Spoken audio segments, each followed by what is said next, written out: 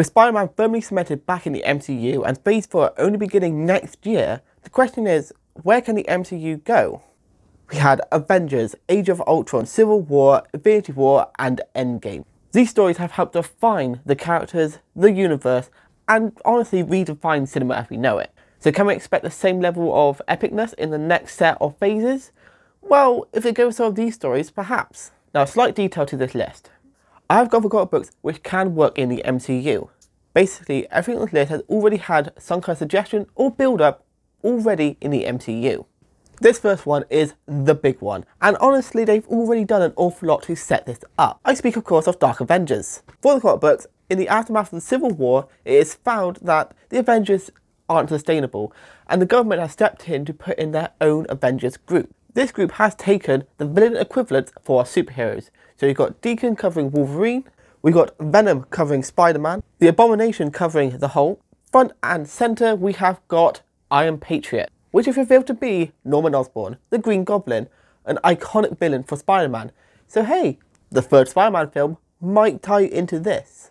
Alongside that, with the Sokovia Accords and General Ross's general opinion on the Avengers, it makes perfect sense that in the aftermath of Infinity War, with Tony Stark being dead, Captain America being incredibly old, Thor being off-world, and with the Hulk giving up smashing more for science, it makes perfect sense that there is a gap for the Avengers Replacement.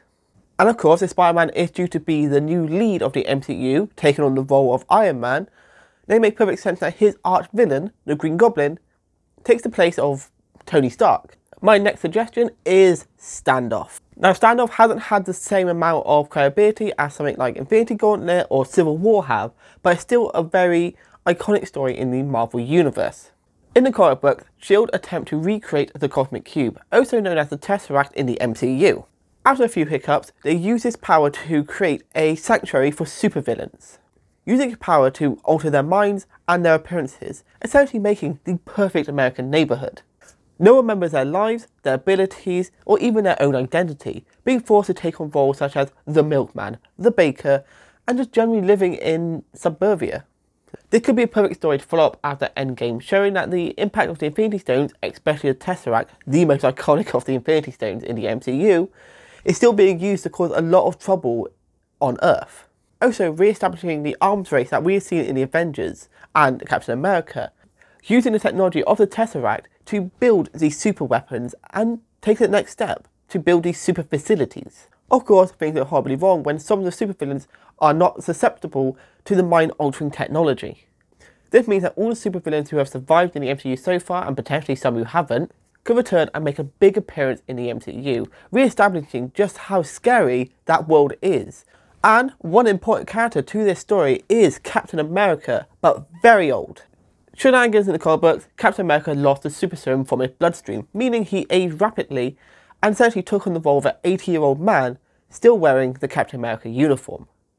Although Chris Evans have made no suggestion that he would return to the MCU, it does seem like he can get a final battle in there with Standoff. Next, I present to you Young Avengers, or the Champions, depending which version you want to go with. There isn't necessarily a one-stop hop for the Young Avengers. There are plenty of stories about how they began and generally what they've done throughout their history in the comic books. Nonetheless, they are an iconic team within the comics. This would be a perfect opportunity to have Peter Parker Spider-Man to finally take on the iconic role as leader of the Avengers, although it may not be the Avengers we are familiar with. Alongside this, they could bring in iconic characters like Miss Marvel and Lily Barton, both of who are getting their own respective TV shows on the Disney Plus service. And with the Time Year 5 gap, Cassie Lane is also old enough to take on the mantle of the Wasp, potentially taking on that role in Young Avengers.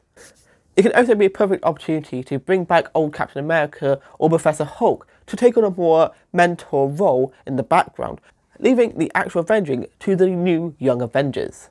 There are of course plenty of things they could do with this, potentially using it as a team to fight against the Dark Avengers, sort of a passing of the torch. Next, we have got probably one of the films which I definitely want to see in the MCU. I am talking of Alpha Force. Remember the awesome scenes where all the female superheroes teamed up to kick some royal ass? Yeah, that's Alpha Force.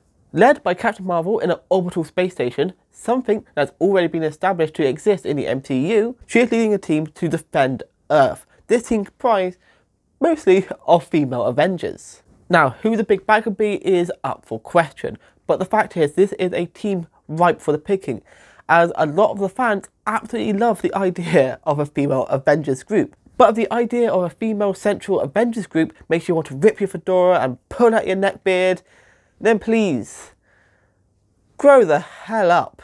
Considering the fact that we are also getting more female central superheroes, with Jane Foster taking on the role of Thor in Thor Love and Thunder, and also Pepper Potts taking on the role of Rescue, this would give the film a perfect opportunity for familiar ground, while also introducing amazing and new characters to the MCU. Also, if they go time travel again, they could bring Freya, Thor's mum, back, as she also led an Asgard Avengers female central team. Oh, I love comics. There's some amazing stories, and honestly, this stuff would be absolutely amazing on the big screen. There we go, that's my list, but there are a few honourable mentions I want to quickly bring up, as I feel they wouldn't be used as Avengers or crossover spectacular, and probably be part of their own standalone story. The first one would be Galactus. That would be a Fantastic Four story alone. We also got Secret Invasion, and although that was used as an Avengers story in the comics, I feel they would go down the route of Civil War and keep it a Captain Marvel story alone, considering she has already got connections with the Skrull.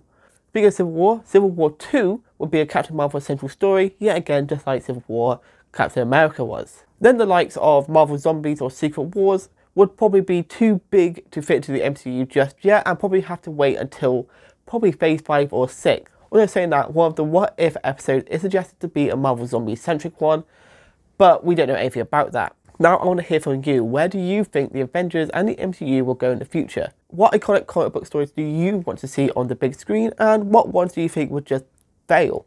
And of course, after you comment, please like, share, sub and subscribe to this video, to my channel and to my Instagram, Facebook, Twitter and my TikTok. Links for all of that is in the description. There's also a little bell just below. If you click on that, you'll see notifications for all of my new uploads. And of course, you can share this with your friends, and if you do, I would love you forever. But until you do that, and until you watch my next video, bye for now.